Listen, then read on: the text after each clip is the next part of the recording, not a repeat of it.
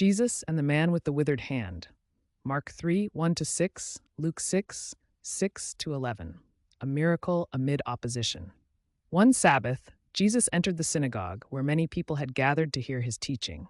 Among them was a man with a withered hand. He could not move it, and it remained weak and paralyzed. Also present in the synagogue were the Pharisees and scribes, who closely watched Jesus. They were looking for a reason to accuse him, hoping that he would heal the man on the Sabbath. In their understanding, healing was considered work, and working on the Sabbath, according to their laws, was a violation. Jesus, knowing their thoughts, called the man with the withered hand and had him stand in the middle.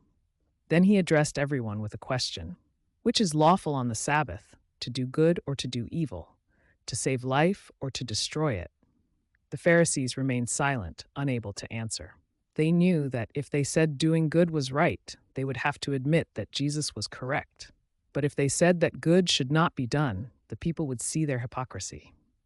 Jesus looked at them with anger and sorrow, for their hearts were hardened.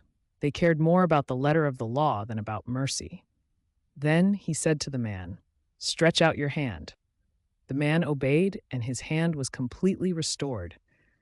It became as healthy as the other one, and the people were amazed at this miracle. A tense silence filled the synagogue. People whispered among themselves. Some were astonished, while others could not believe their eyes. They had always thought of the Sabbath as a day of rest when work was forbidden. But was helping one's neighbor truly a violation of the law?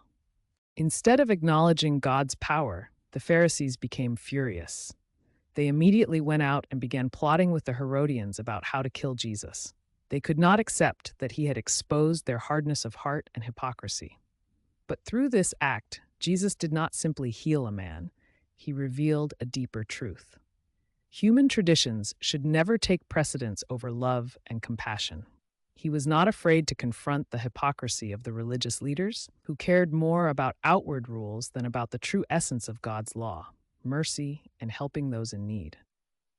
This event was another step in the growing conflict between Jesus and the Pharisees. They no longer just doubted him, they began actively seeking a way to kill him. Yet even in the face of danger, Jesus continued doing good, teaching that true worship of God is not merely about following rituals, but about living in faith, love, and righteousness.